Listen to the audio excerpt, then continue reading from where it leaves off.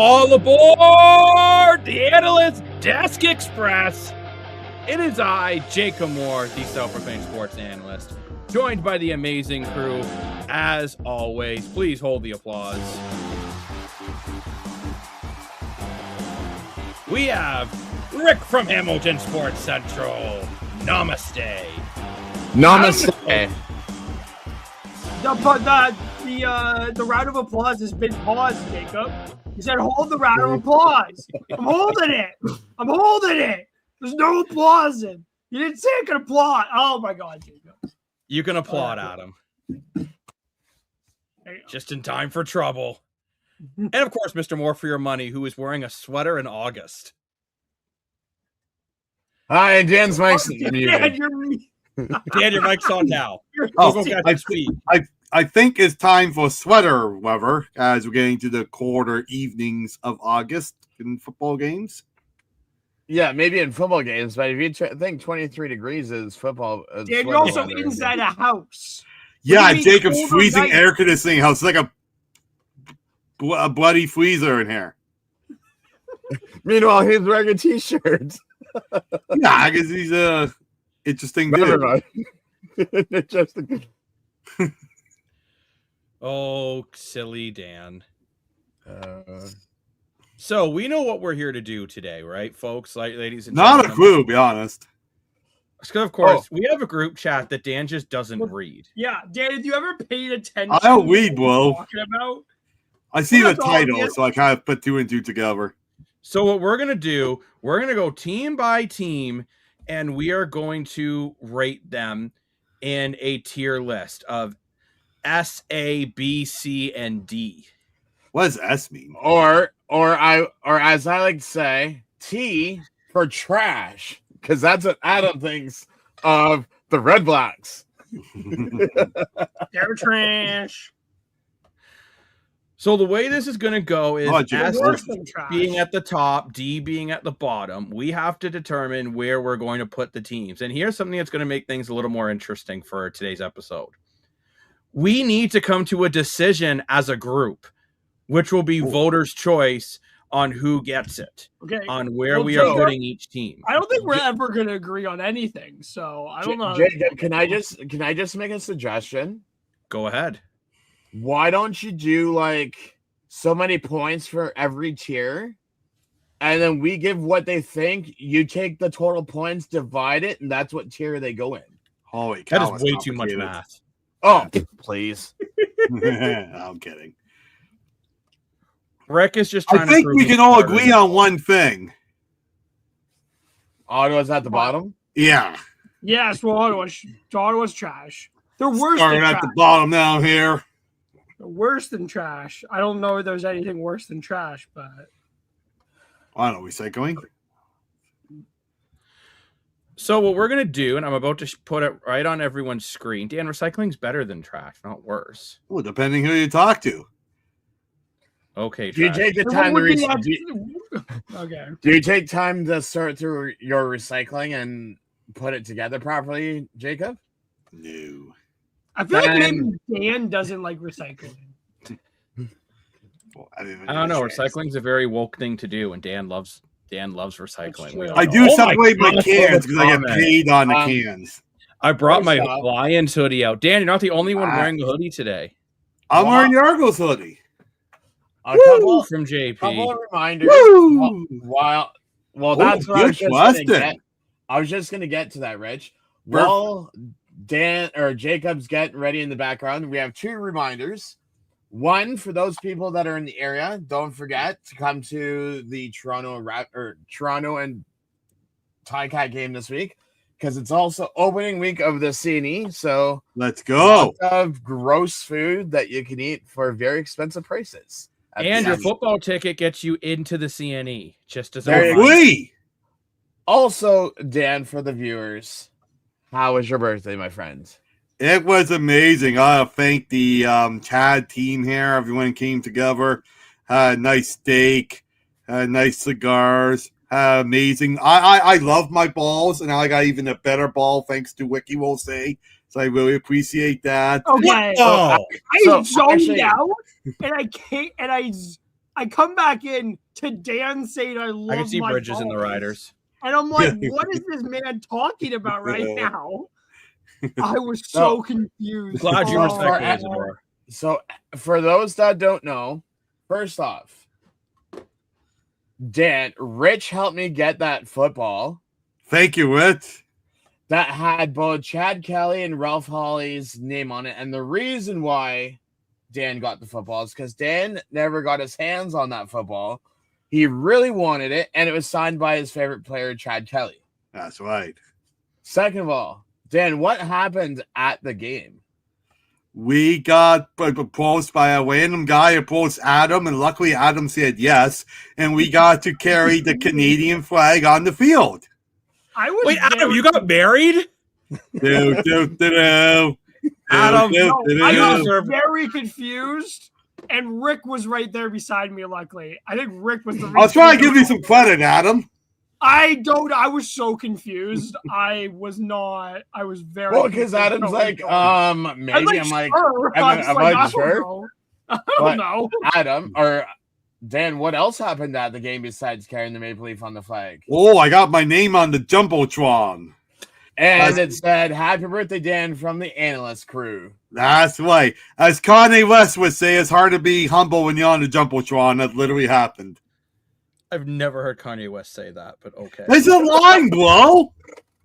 I think you're lying. No, I'll ChatGPT it. Oh, yeah, because that's the most reliable source of life. Okay, fine, I'll Google it. I think the audio says you're lying. No. Press it, Jacob. You know what, Dan? You're lying.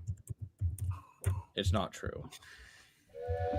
Oh, Dan, apparently that hat you had on was cool, too. Oh, it was amazing. Thank you. Yeah. Yeah, it's literally Kanye West. It's featuring Rick Ross, Devil in a Dress. Hard to be humble when you're standing on a Jumbotron. It's literally a line, Jacob. Well, good for you, Dan. But now what we need to do, so what I have developed here, and for anyone who doesn't know, we're going to go over how this is going to work. We got those sidetracked, folks. So the way this is going to work today is we have our tier list. So we have the S tier, the A tier, the B, C, and D. S is like superior, D is for dumb. And trash. We need to decide where these teams are going on the list. Jacob, I want you to listen to me really closely. Ottawa, you don't put in D. You put way below on D. You put it near the bottom of the screen. Because they don't deserve to even be on the ranking board. That's how badly they suck. They haven't won a game. Steven Which, for people who are watching with us on our YouTube channel, we do have a poll on our channel currently. And the poll is, who do you feel is the best team in the CFL right now? We have Montreal at 40%, Edmonton at 20%, BC at 10%. Really? Saskatchewan Roughriders at 30%. Dan, BC are on a 3-game winning streak. They were in my top 3 in the power rankings this going into week 12. They're playing really good football. We haven't seen them yet. D is for dimwit. Yeah, literally. Oh, you don't. Where's your Trey Ford starting, I believe. Scott. Oh yeah, I meant to wear my birthday hat. I forgot. Paging Dr. Boy. Isn't there one usually just football sports? In your poll question? You can only do 4 questions in there, but Dan, I am not playing a Kanye West song and getting us demonetized. So no, I'm not saying I played the song. I'm showing you for lyric. Fine, I believe you, Dan, but let's move on. Jacob, I have a question for your mid-tier. Okay, just so people know, since there's 5 categories, what's average? Like, what letter are we using as average? Probably B. Between A and B is kind of average. C is below average. D is just dirt. Okay. Well, let's make B average. Let's make B average. Sure, we'll make B average. Jacob. Let's to keep it simple. Let's do 1. B. B. There you go. Problem solved. First problem solved because Jacob wants to be indecisive. Wow. Now, to make things more interesting, since there's 4 of us, we don't have enough to make the voting work. So if we're in a tie, the audience is going to decide where this is. No. We need to agree on this list. No. And after we discuss each team, we will be figuring out where each one goes. How's it going, Connor? Let's go. B. So let's start with an easy one here, and let's start with the Ottawa Red Blacks. They're 0-9. President has stepped down, which I do want to say I think is a good thing for that team. They're going to get someone in there who is just going to be in charge of the Red Blacks. It's been an abysmal season for them. 0-9. They can't run the ball. They can't stop teams from scoring. Jake Maier throws over 300 yards a game, and they blame him for everything. Ottawa S tier from Connor. Yeah. I think that's what's up. Are we on agreement the Ottawa Red Blacks are in the D tier? Yes. Well, no, they shouldn't be in the D tier. They suck. They shouldn't even be on the tier list. Okay, Adam, double that. They have a new tier. It's called the Ottawa Red Blacks. How much they suck. Look at that. The logos move. Yeah. Yes, Dan. We're in it's like magnets. Oh my God, Dan. Oh, Dan. That means sucks. Sucks. Stuart Johnson. Oh, yeah. But no, I mean, the Ottawa Red Blacks, I think now the goal is at this point for them is just to try to find a way to win some games. Like they don't want to become the first team in CFL history to go winless in a season. Rick knows what that feels like being close to that as a Tie-Cat fan. And I mean, hey, the Argos also had a year where they only won 3 games all year.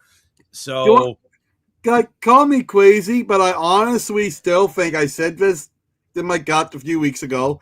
I think it's still going to happen, even only 9 games left. I think we're going to win 3 games this year. I don't know how. I don't know when, but they're going to win 3 games. Thank you, Connor. You never changed either. Yeah, there you go. Go back to the Rough Riders. Yeah. So now I want to take a team that's a little interesting to try to discuss where they're going to go, and I think this is going to be a bit of an argument. The BC Lions are our next team of conversation. The Lions on the prowl. Okay, so the BC Lions started off very poor. I think that's fair to state. Yeah. But, like mine, a big but, they have improved. They have drastically improved over the big last... Butts improved? How is a big butt improved? No, the BC Lions have improved. Oh, they've drastically improved over the last 3 weeks. They've won 3 straight. They've gotten themselves back into the playoff conversation and have a legitimate chance of making the playoffs. Honestly, it's still have a legitimate chance of having home field. After the Rough Riders' abysmal performance against the Hamilton Tiger Cats. Again, all respect to Hamilton for getting the win, but Corey Mace publicly said it was their worst game of the year, and I agree with him. Dan, if you what's before you give us your grade level, what's your thought on BC so far? I think you nailed it on the head. I think they started extremely rough. Nathan York looked very shaky and rusty at the beginning, more so than I thought. I mean, in my opinion, he looked more rusty than Chad Kelly at the beginning, which was surprising to me. The defense was really dismal at the beginning. Betts has really stepped it up. He was kind of weak at the beginning. I think BC, I think the main factor of BC that got them these 3 wins that no one's talking about is their running game. You look at that backup quarterback that came in and won 150 yards in Winnipeg. You look at Horvath, who is a rookie who's played very, very well. I've always been a big fan of Horvath. So, yeah, it's nice to see them improving. But I think they still got a ways to go. I don't think they fully improved yet. I don't think they're done yet. I think they'll continue to get better. So, Rick, what's your analysis of the BC Lions so far? A team that, like I said, I think Dan said he's still looking for more from them. Are you still looking for more from this Lions team, or are you starting to believe in BC? I mean, I don't think we've seen so I'll put it this way. Right now, Rourke is not the pre-NFL Rourke yet. He still has that bit of NFL rust on him.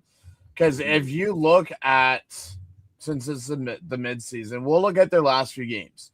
Okay, they beat Calgary by 4. Vernon Adams doesn't get injured. Okay, do they really win that game? Who knows? Maybe. Yeah, they beat us by 3. Mm-hmm. They beat Winnipeg by more than 10. They lost to Toronto. They lost to Edmonton.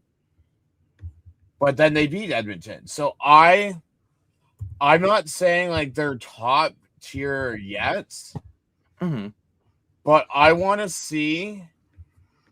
need to see their defense improve first before I can classify them as a top tier team. What do you think, Adam? Like, are you agreeing with what Rick and Dan are saying so far? You still are waiting for BC to take another step? Or do you think BC's taken that step? They have won 3 in a row. Tic-tac-toe. They've won 3 in a row, which is great for them, but it's also like, it's just like Rourke hasn't hit the gear that I think everybody kind of expects the gear. Like, they expect him to hit that gear, because after his MVP year last year, kind of expected him to hit the ground running this year. And you expected him to be as good as he was, and he hasn't been for the most part of this season. So don't say he's only thrown 9 touchdowns. He's thrown just over 2,000 yards, but it's like it hasn't felt like we've seen Nathan Rourke out there. It's just felt like a diminished version of him. Okay. BC's defense has been terrible outside of their 3 straight wins. Their defense has looked a lot better now. They've won 3 straight, but they also started the year 1-5. So it's like there's improvement there, but like I think there's another gear to this BC team. This BC team is better than what they have been this year. I think a lot of people think that, but they got to be I think they still have to continue to be better and better every game. And they have been for 3 straight, but they need to be more consistent with it. Starting 1-5 just brings them down for me. Yeah, so my big thing for the BC Lions is their defense has found their game. I do agree with Rick. I still want to see consistency, and their defense did struggle against Toronto, but overall their defense has found their game. I think they found their stride. The offense is a big concern. I'm also concerned, can Xander Horvath keep it up? And if he can't, can James Butler be the James Butler of last season? Right? But I do think BC has all the right pieces. Their receiving core is getting healthy. They do have a top-tier quarterback when he's on his game. If Butler and Horvath can both get going, you have a great 1-2 punch. My biggest concern for BC, for me, is their kick returning game. Their kick returning game, in my opinion, is the worst in the CFL, and it drastically needs to improve. Like, they're getting such terrible field position where, like, you look at, like, Toronto and Hamilton as 2 prime examples. They're starting almost midfield every single play. Where BC is starting at, like, their own 20 and their own 30. When your other teams are starting at their own 45, that's a big difference, right? Mm-hmm. So now we got to figure out where BC goes. And I'm putting BC in the B tier. I think they're good. I haven't seen enough to put them in the A tier yet for me, but I think they're a B tier team. Dan, where are you putting BC on this tier list? You must be in a very giving mood. I would put them in a C tier. I mean, it's great that they won 3 games in a row, but the factor is they went 1-5, and the owner, who I really like, put in a lot of his own marketing money into getting them in Kelowna, giving them an actual home during the whole FIFA fiasco, unlike the Argos, and they only managed to win one game out of that. I think for that reason, they ought to put them in C tier at this moment. I think going past Labor Day, going into mid-September, they could work way up to a B tier. But right now, I'll give them a C tier. What do you think, Adam? Yeah. I can't give them, despite the 3 straight wins, can't ignore the opening 6 games of the season. Right. It's just you can't ignore whatever, how many, 9, like the opening 6 games they had, which was absolutely garbage. They were not good at all in those games. Nice, and I don't think you can ignore that because they've had 3 great games in a row. Right. I would put them C. I wouldn't debate B, but I don't think you can ignore what has happened previously. So okay. C or B, like I'm kind of in that range, but I don't think I've seen a long enough stretch of them being good to put them any higher than that. And last but certainly not least, the man that is decked out in all his Tiger Cat swag. I wonder if he has Hamilton Tiger Cat underwear. I'm just kidding, Rick. I don't need to see your underwear. Ooh. But where are you putting the BC Lions here? We have 2 C's and a B. See, if I could give him a C+, I'd give him a C+. But since we can't do that, I think vast majority of us would say C. Only because, like, yeah, they've had 3 games. It's fair, Isidore. But at the same time, they also battled through injuries at the same time. True. So, because we've already seen that with BC, it kind of sets us up for another team of what their next couple of weeks are going to be like, because they're going through the same thing. But as of right now, I'm just saying, as of right now, BC's below average. And just to add, if they didn't win the 3-game winning streak, I would have put them like with Ottawa with D. I think they looked pretty bad at times, and I feel bad with BC Lion fans. The same with our Ottawa viewers, right? I know we're great fans. I'm not spamming the cities or the fans by any means. They're both great places, but they were really rough at the beginning. The only thing I will say, and I do actually agree with Dan at this take, at one point I argued I thought the BC Lions were playing worse than the Ottawa Red Blacks. Right. Like there was a time earlier in the year that I know they're both losing, but at least Ottawa seems to somewhat know how to play football. At one point, BC I thought was the worst team in the CFL. Now, mind you, BC has found ways to win games. So since I'm outvoted 3-1, that means the BC Lions are going into the C tier. If they had any consistency in the first 6 weeks, I would put them in B. I would agree to B, but they haven't. There's no consistency from them. I do like my big D tier, but I can't go on too much on the live Jeez, Dan.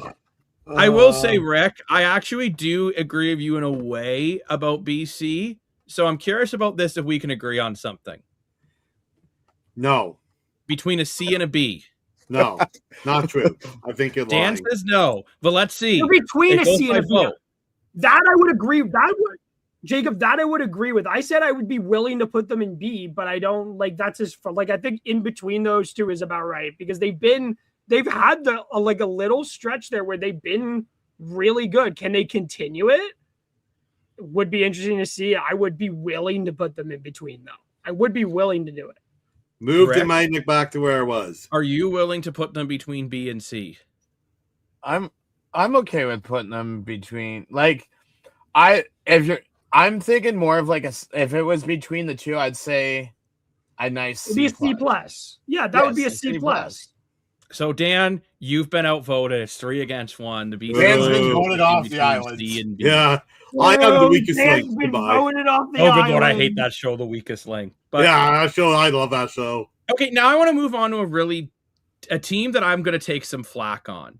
And I want to talk about the Winnipeg Blue Bombers. Oh, okay. It's not the team. Yeah, Bobby, make up your mind. See, I just put it straight. I said it's C, not a C plus. Oh, just wait until I talk about Montreal. Okay, I get to go on a boat. I'm trolling. The Winnipeg Blue Bombers. I think they are very lucky they are even in the playoff hunt because they found ways to win games, but my God, they're bad.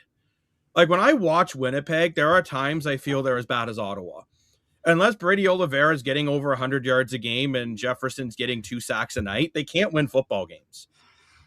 Like Zach Collaros, I'm not being awful. He's not your long-term solution, maybe for this year, but like moving into next year, I think you might be screwed with Drew Brown.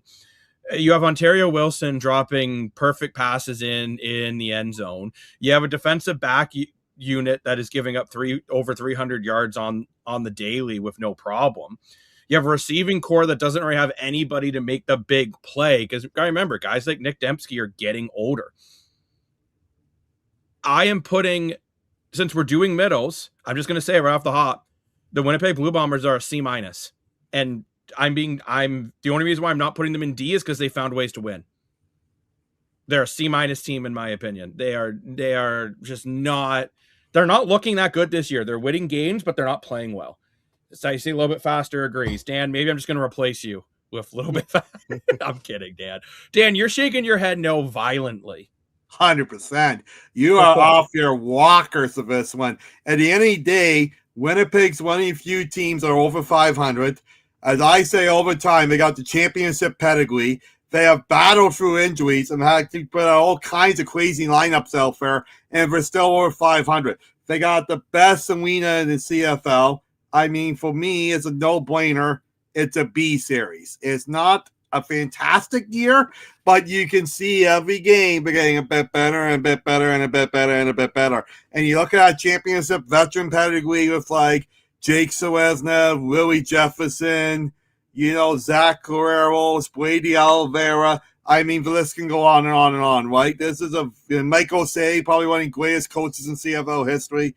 This is like a no-brainer B team. And well, I think if it wasn't the injuries, they would have been right up there being a very competitive team. But okay, but Dan, I'm going to make an argument with you then. You're telling me the BC Lions are terrible because of all these things. BC has one less win than Winnipeg.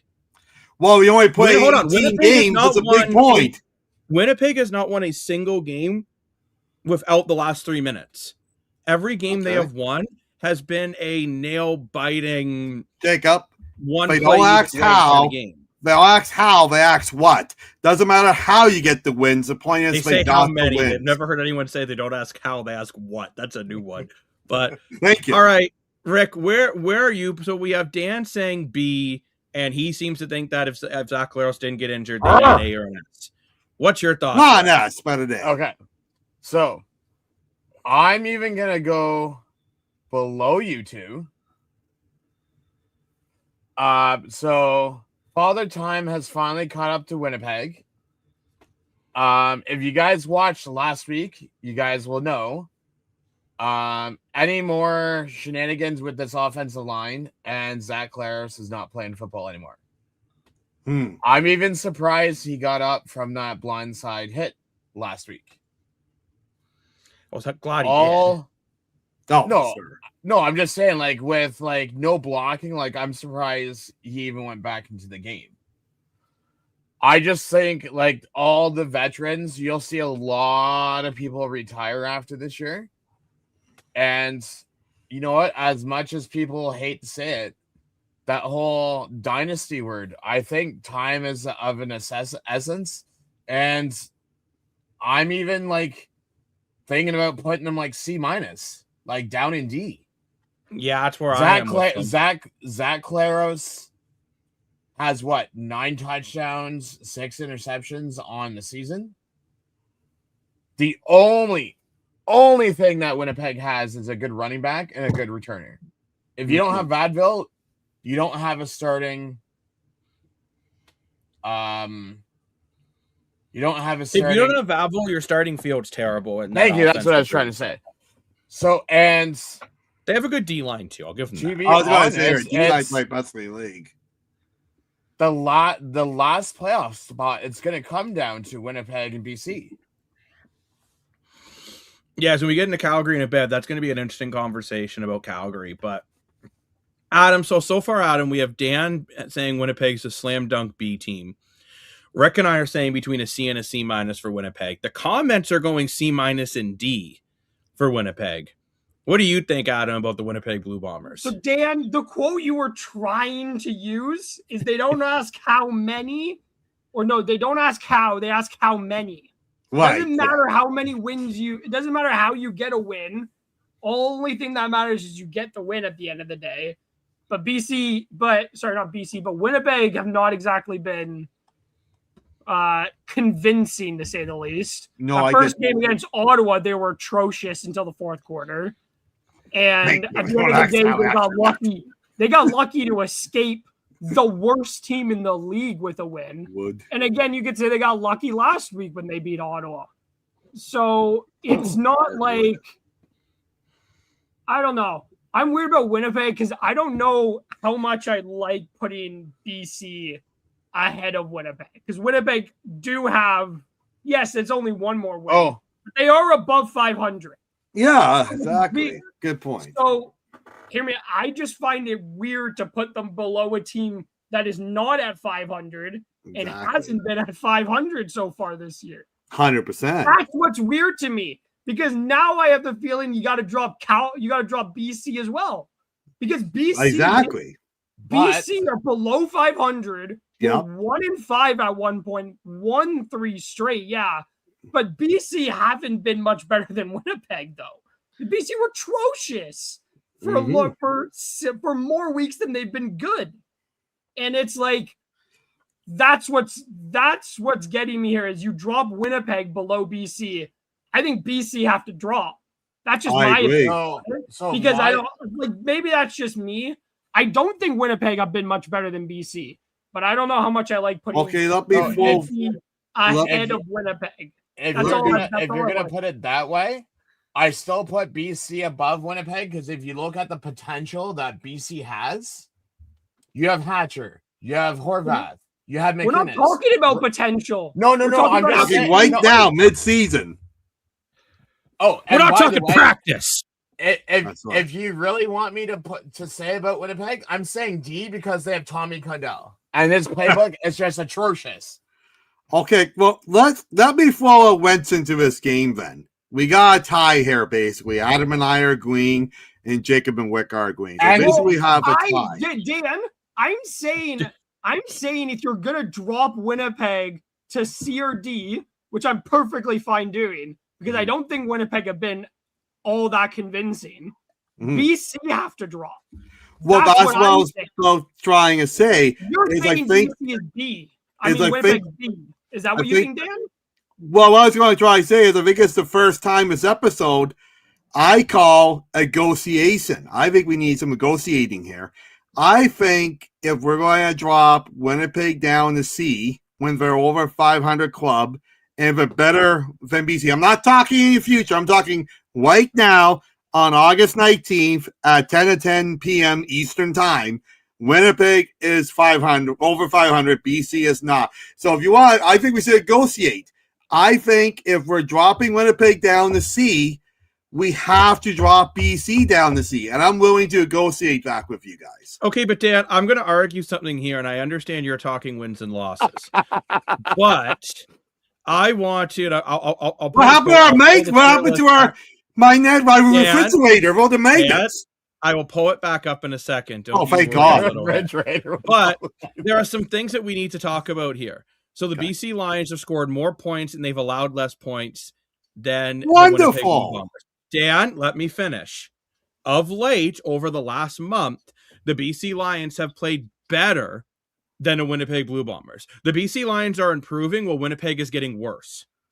So you can argue that right now the BC Lions are a better team, because we don't know Winnipeg's worse yet. Dan, you're not letting me finish. We don't know BC's better yet. Oh my God! Shut up, Dan. We can also look at divisional matches. Winnipeg is 1-3 in divisional matches. BC is 3-3. We can look at home. BC is 2-2 at home. Winnipeg is 2-4 at home. Now, Winnipeg has the better road record. I mean, you can argue a lot of different ways, but I think to argue just by wins and losses doesn't necessarily make a team better or worse at the midseason. At the end of the year, hold on. But at the end of the year, you can certainly make that argument. At the mid-season point, you can make the argument on what team is playing better football currently. And that's the argument that I and Rick have both made. Can I just make a point? Two of Winnipeg's wins are against the garbage team. So technically, they're 3-4, not 5-4, because they've beat the garbage team in double overtime, and then they only beat them by what? 11 points or 12 points. I'm only saying that if we're going to have Winnipeg drop, I think it's only fair that BC do as well, because for 6 games, they were 1-5. Okay, Dan, Rick, let me finish. Let me finish with what I'm trying to say here. I am not saying Winnipeg are better than BC, because I'm waiting to see how it continues to go. BC have been better recently. I would agree to that. I also think BC are better. Like, Winnipeg haven't been good this year. But I cannot, for whatever reason, I can't agree to put a team that's below 500 above a team that is at 500. Maybe that's just me. I agree with you 100%. I would put them both at C because that's just what I think. Maybe just put them both at C or both. I'm okay putting them both at C. I think they've been neither have been entirely convincing to me for enough of the season to put either above each other, because I don't think either have been convincing enough to me. Maybe that's just me. I would put them both at C. If there was the option to put them both at C, I would. But I don't know. So, Dan, I will negotiate with you. Okay, I like negotiating. Let's go. How about we just stick with letters and no pluses and minuses, and we just stick with letters? So then the closest that they would be a C. I like that. I think that's fair. And the one thing I wanted to say with Winnipeg, I'm not just looking at wins and losses. I've said it again. I'll say it again. Winnipeg has that championship pedigree. There's only a few teams in the CFL that have that, and that is a value going into the stretch. We're at the halfway point. Jacob says it himself. The season doesn't start until Labor Day weekend. Guess what weekend it? Oh, it's not Labor Day. Well, that's not my point. The point is, I got news for you, Dan. For the Winnipeg Blue Bombers, yeah, there's 2 points between 3rd and 5th. Winnipeg might be out of it by the time Labor Day comes. They could be, but I'm talking right now at 10:14, or is it all say at 7:15 Pacific time for our Vancouver viewers. Winnipeg has a better record than BC, and I agree with Adam. I'm not okay with putting a team lower than a team with a worse record. Okay, so the show doesn't go all night. How about this? We move BC and we move Winnipeg. No, we just put both at C. No, both were going to C, Jacob. Okay, if that's what everyone's agreeing. I think that is the easiest. That's a fair agreement, yeah. Jacob tried to get fancy with BC, and now he put us into this situation where we got to drop both of them. We got to put both of them in the C. So Jacob, I don't know where your geographic is, but usually are you going from bottom to top in the West? Is that how you're determining which team? I'm just picking random teams and we're going. Guys, I thought we were going geographic wise. Guys, this makes our conversation. Oh, it's hard, Bobby. It's very difficult. Wait. We all agree on Chuck, so we can just get something different. But guys, this makes the Calgary conversation actually quite interesting. I'm sorry. It makes it quite interesting. Oh, that's a good comment. We are better than sportsbook odds, but interesting there. Power rankings, I'm a little bit different than these. Actually, I'm quite a bit different than these of my power rankings. Yeah, we haven't seen the power rankings yet this week. So we have. They're on our X. To put the plus. What do you mean I'm crying? There's no tears in my eyes. Okay, There's no tears in these eyes. Jacob, what team are we? You don't have any tattoo tears on your face. I haven't killed anybody. No, but Good damn, job. that would mean something completely different than what we wanted. The next team we are going to go. Now we'll do Calgary next. Ooh. Okay. The Calgary Stampeders. Conversation. So I'm going to say this here. Calgary's really hard to evaluate because I don't know if Vernon Adams is healthy. If Vernon Adams is healthy, they're probably around the same as Winnipeg and BC.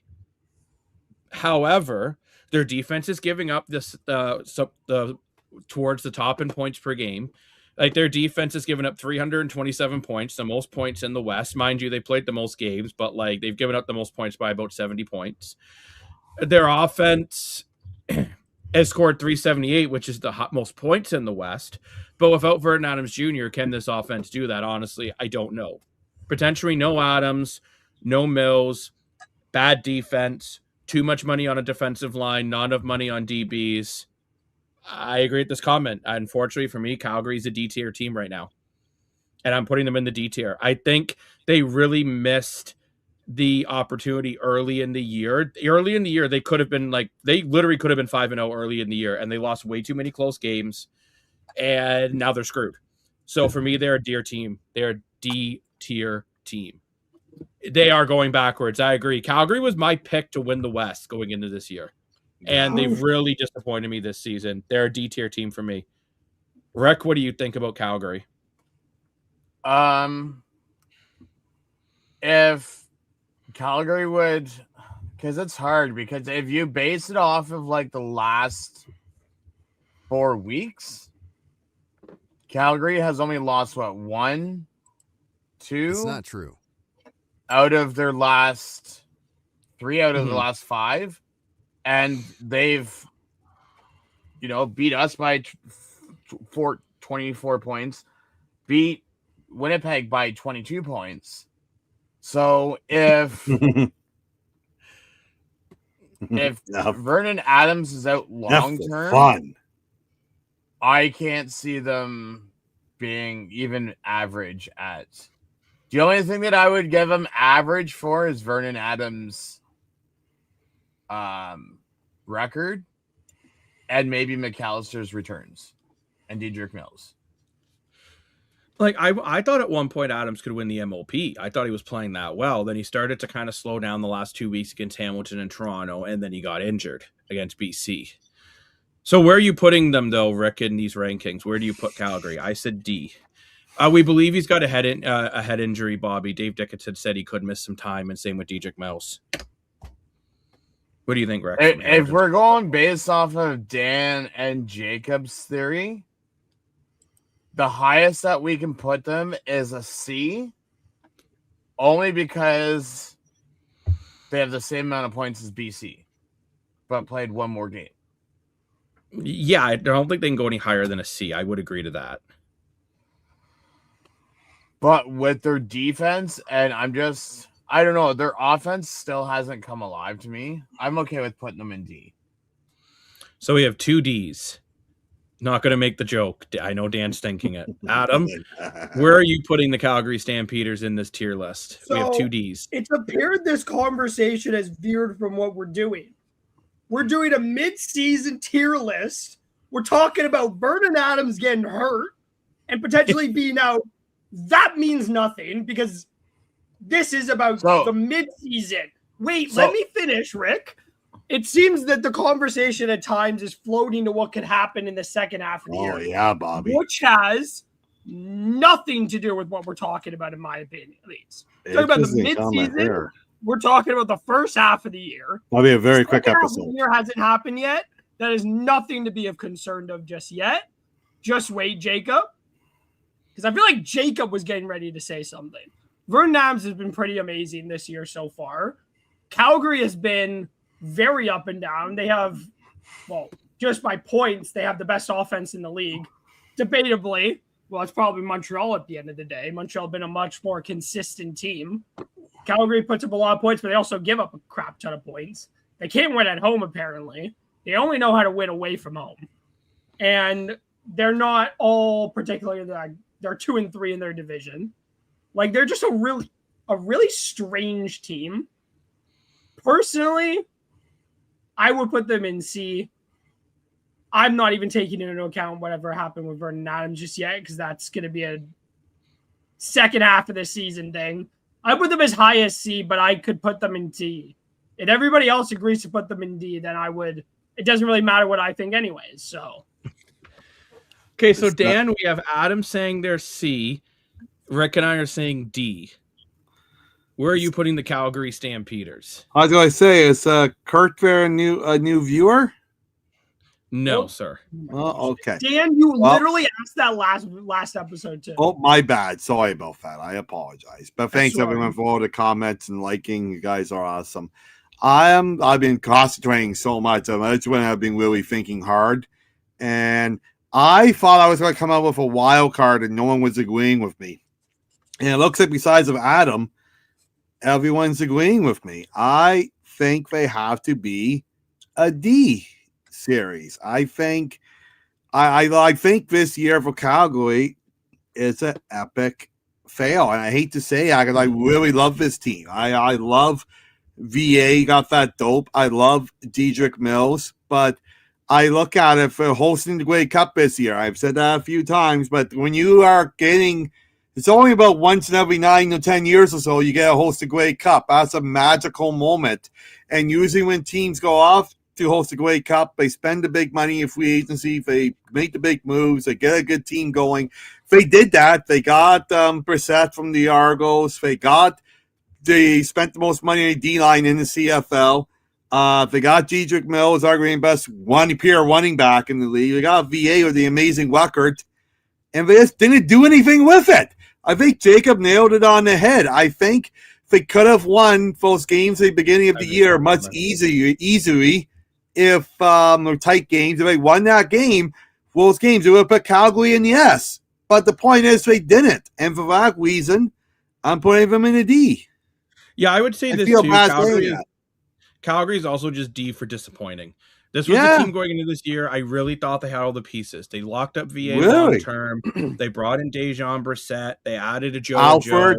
They have a good defense. They have one of the best running backs in the league, and they have just not been able to get it done. Now, you might think, are we going to stick and go Edmonton, then Saskatchewan? The answer is no. I want to save Edmonton, Montreal, Saskatchewan for the end, because I think we're going to have some heated conversations about those teams. Next, I want to go with the Hamilton Tiger Cat. Oh my gosh, it's going crazy. Oh, Rick. That's when he slid against the refrigerator and put all his glasses on it. All right, I am going to let Rick go first this time, because I think Rick knows this team better than all of us combined. He knows this team better than Scott Milanovich. He knows this team better than the players themselves. He does. Rick, what's your assessment on the midway point of the Hamilton Tiger Cats? I have a two-part answer to this because I'm going to base it off of both halves of the team.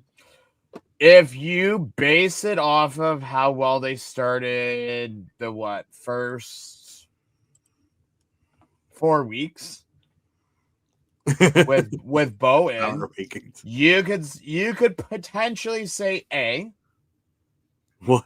But then our defense brings us down to a B. Then once Bo gets hurt, our offense struggles, but then our defense comes up because now we're in a three-way tied for second in the league with defense.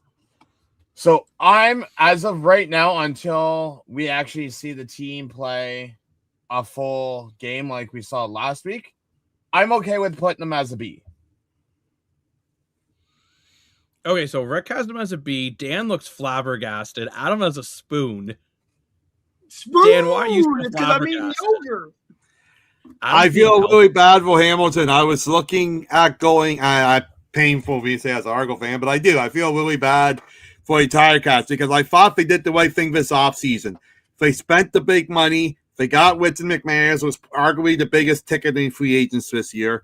They got Trey Ford to back up the future Hall of Famer, Boldy by Mitchell, just in case he got injured. Unfortunately, that happened.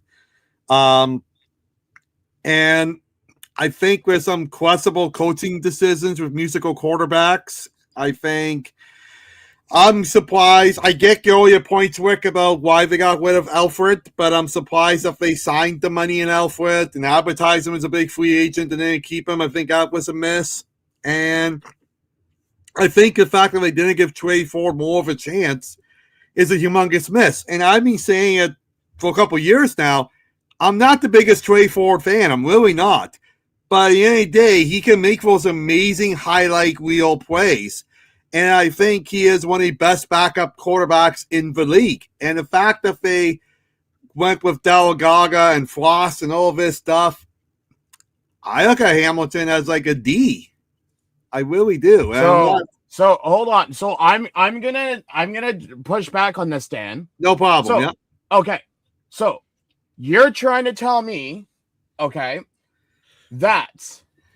Because I'm actually curious. I know we're gonna go into Toronto, but Dan, I'm curious right now. Where do you have Toronto? And I want to know what letter you have Toronto, so that I can finish my point. Where do you have Toronto? I'm still thinking about that.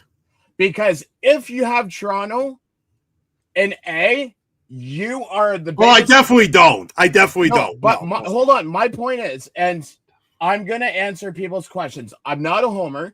I said if our offense. If we had both still, I would say A. I agree with that. With our defense, if you go look at the numbers don't lie. Our defense is one of the best defenses in the league, which puts us in B.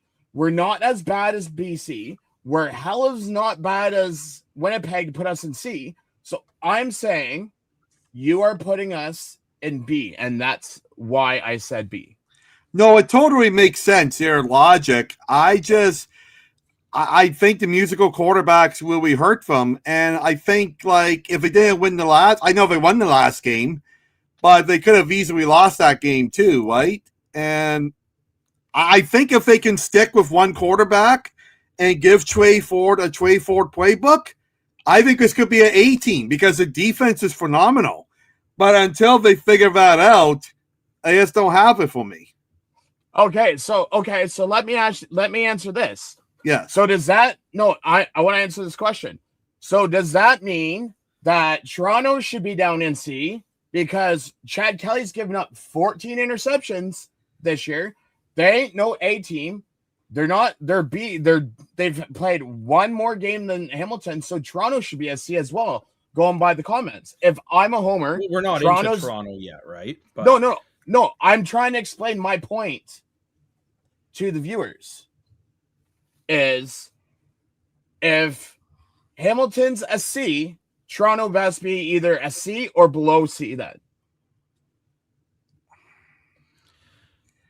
So I will say this about Hamilton. I do agree, Rick, to a point that I think if they had Bo Levi Mitchell, it's a very different team. Oh, 100%. A team. But we can make the argument about if Calgary's VA, we talked about putting Calgary where they is partially because of the VA injury.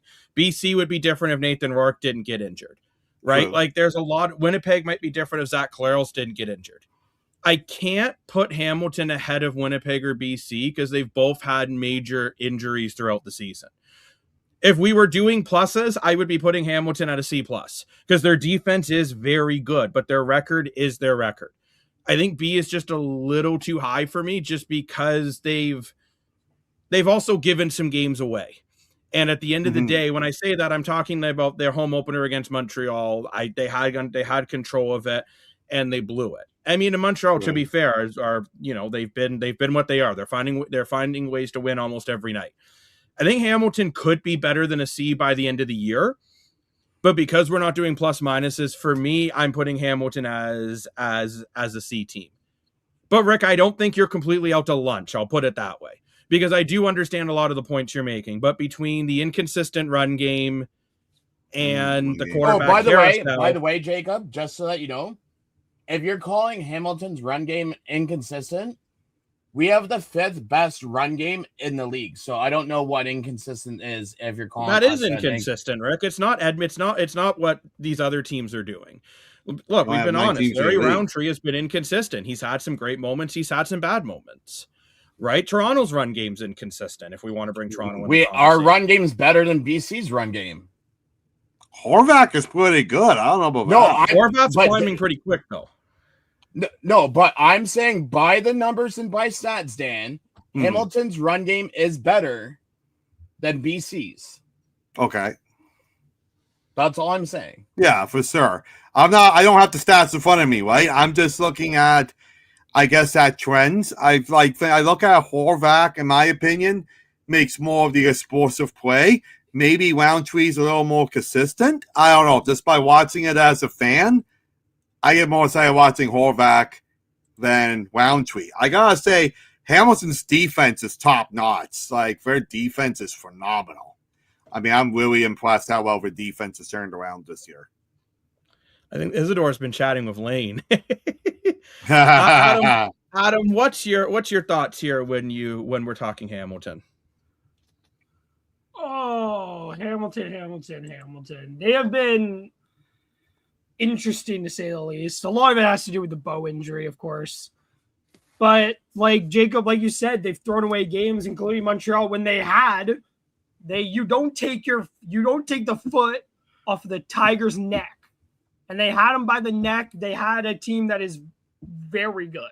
A team that just beat them months prior to knock them out of the playoffs. You had your foot on their neck and you let up your foot, and the result is the result. But then they got better against Winnipeg, beat BC, of course, and then lost Bow.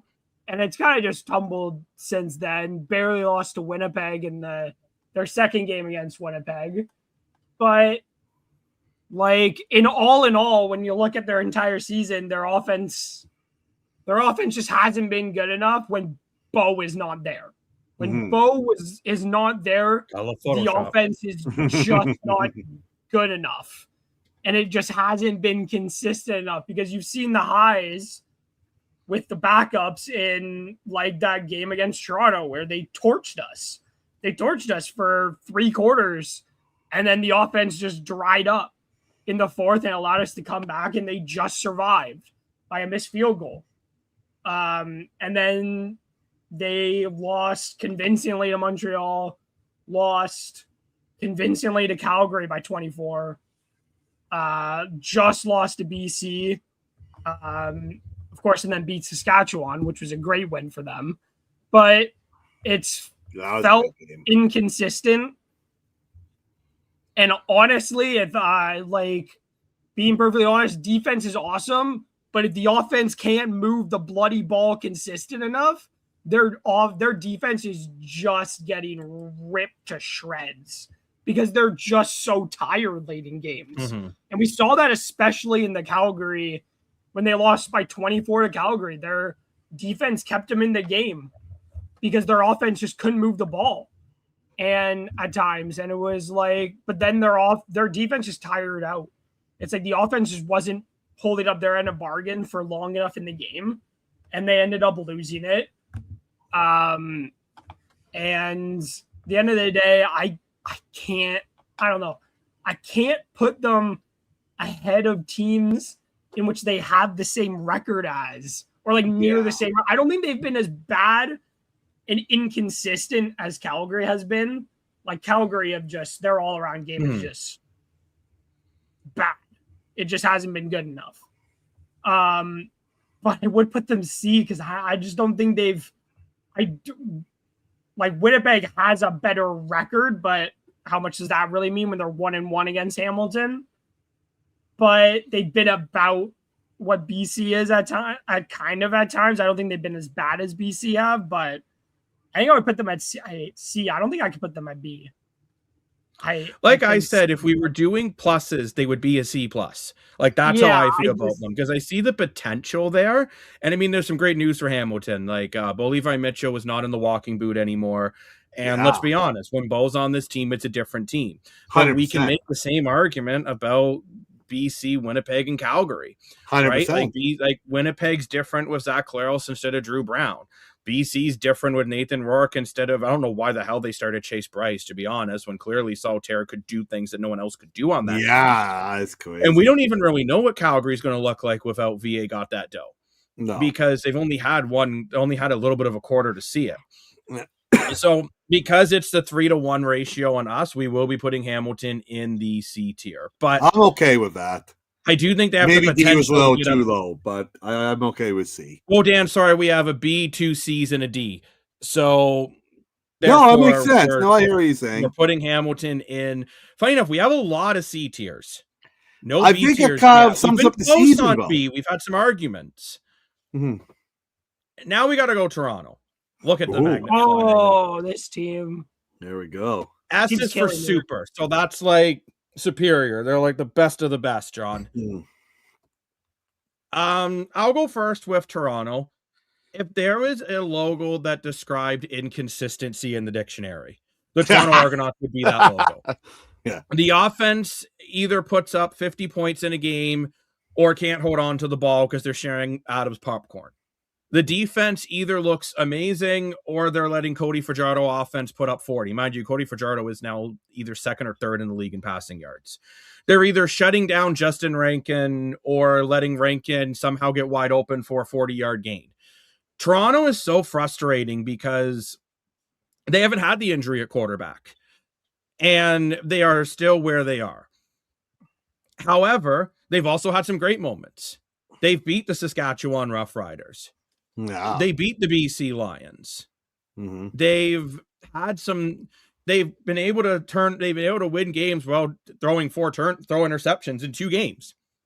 Like at Olympia, it's terrible, the interceptions. It's impressive they found ways to win football games, which is why, Dan, I know you originally argued that about Winnipeg being in a B tier. Mm-hmm. Again, if we were doing plus and minuses, I'd be putting Toronto in a C minus. But we're not doing plus and minus. I'd be putting Toronto as a C tier. I think they're another team that just hasn't reached their potential. But Toronto, for me, is a more frustrating C tier because I think if Kelly was playing better, this team could be a B or an A. The same way I said if Levi Mitchell's healthy, Hamilton could be an A. Yeah. So I'm putting Toronto in the C tier. Yeah. That's where I put Toronto. And I see we have Toronto as either a big smile or a D.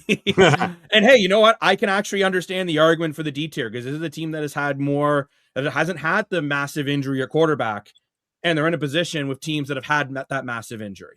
Go ahead, Rick. So, Jacob, my question is, I know you guys added Amos, you guys brought back Cam Judge, you guys lost Flo, you guys lost McManus. Would you say that the defense this year is better or worse than the defense last year? 100 times better. Yeah, I agree. I'm not going statistics. I'm going by watching the game. No, the defense looked like they didn't even know they didn't understand where the football field was. The defense last year was hopeless. I think the defense is drastically improved. So the reason why I'm asking that is because last year you guys had to pretty much outscore the other team's offense because your defense was giving up more points last year. Yeah. This year, it's almost like the exact same thing, but with better players on defense. You gave up 30 against Calgary. You know, okay, you only gave up 12 against BC. Okay, that one is a bit over. Your defense gave up more against Hamilton. Then it's more against Winnipeg. So even though you guys have better players on defense, I still think slightly it's almost like the defense is like the defense last year, not by much. Like, you guys are still winning games.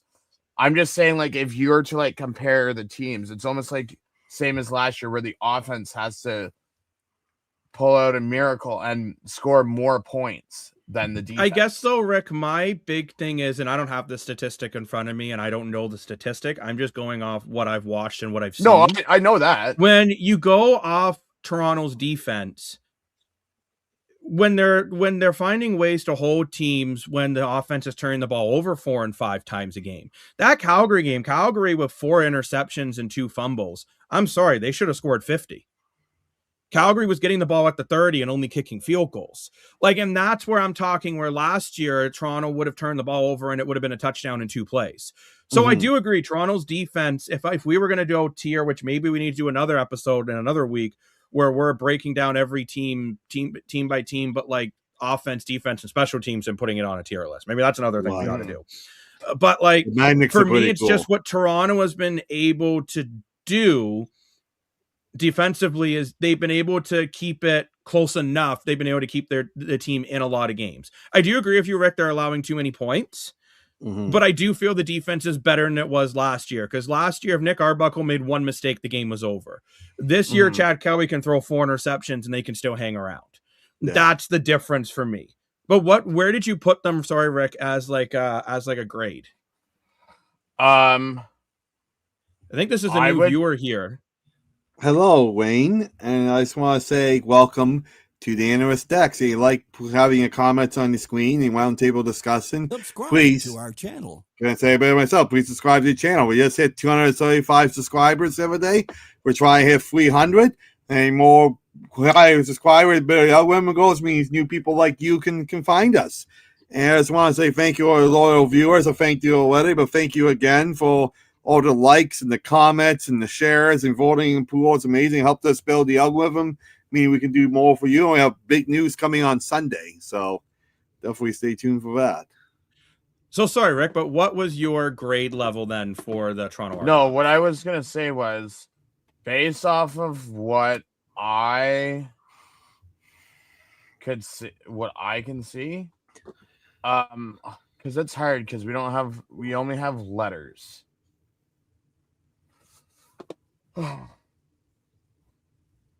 See, I'm torn, and people are gonna, because their defense wants me to put them lower than a C, but then their offense wants me to put them at a C. And then people are like, well, you can't have a better record below BC and Winnipeg, so I will settle for a C. And that's actually, this is a fair comment too. If Hamilton's a C, so is Toronto. Comparable records. So far we have 2 C's. Adam, first of all, where's your spoon? He's done eating his yogurt. Why would I have my spoon with me when I'm done eating? Oh, I thought maybe this was going to be I don't know. You're going to use it as an instrument. I have a water bottle. I'm done drinking. Oh my gosh, Dan. So Adam, where are you putting the Toronto Argonauts on this tier list? Oh man. Toronto. Toronto's killing me this year. It hasn't been Adam just wants Arbuckle in the offense has been it's been all right. Chad Kelly's pissing me off. I feel like he really shouldn't be playing this weekend, but whatever. If he plays, he plays. I really don't think he can or should, but that's just me. The defense looks a lot better. Definitely looks a lot better than it was last year. I'm gonna make a funny remark, and Rick, don't bite my head off about this, because I know how good Hamilton's defense is. But it's funny to me when we bring up how good Hamilton's defense is. Toronto's only given up 11 more points. That's funny to me. It's just funny to me, is all. But that's true, Kurt. I don't know. Toronto Chad Kelly's just with Chad Kelly. It makes me want to put them. It makes me want to put us with the Red Blacks. How frustrating Chad Kelly has been this year. He's thrown 14 interceptions. He has not been good enough. I'm sorry. I said it before this season. I don't think Chad Kelly earned the role. And guess what? I feel like he's proven me right at times. That first Ottawa game, why are you throwing 4 interceptions? We had that game in the bag. And Chad Kelly just oh yeah, let me forget how to play football for a couple minutes here. Let's throw a bunch of interceptions because I can. The game against Calgary, where he made it way more difficult than he needed to. We had 4 turnovers in our first 5 drives. Sorry, that's not good enough from a former MOP. Sorry, that's just not good enough. Again, wasn't very good against Edmonton. It's just he's consistently not been. He's shown great stretches, but just has been so frustrating this year. And that is exactly the player I did not. This is exactly what I didn't want to see from Chad Kelly at all this year. Makes me want to bench the guy because he's just been so inconsistently bad. I know when I said it, Dan was like, well, you can't bench him because it's the CNE game and it's Hamilton. I'm sorry, but that is exactly why he should be benched. That's what I was thinking, Dan, when you told me that. I was like, that's exactly why he needs to be benched. Because sorry, that pushes into Chad's what feels like spoiled brat attitude, where he feels like he could just say what he wants in the media. He could do what he wants. He does, like, nothing matters what he says because Mike Miller is going to protect him no matter what. Mike Miller's always going to start him, and he's going to act like he can do whatever the hell he wants. He can mouth off to the referees all he wants. He can do this and he can do that, and he can act like a ginormous crybaby. But sorry, that's exactly the attitude you got to get rid of with a guy who's thrown 14 interceptions this year, more than Jake Mayer. And by the way, Dan, as you continually say, Jake Mayer sucks. Well, sorry, Chad Kelly sucked this year. He's not been good enough, and he has just been annoyingly wants me to put him. He is with the Red Blacks. Chad Kelly's with the Red Blacks. He has not been good this year. Jacob, you could take a picture of him and put him right next to them because he has been horrendous. And I would put us at C, and it's just he has been so very bad this year. He has disappointed me. Adam, one thing since you took a little shot. Oh my gosh, just comment. I'm crying on Sunday matchup when I'm not. Adam, I'm gonna take a little jab at your team because you took mine at mine. Fair enough.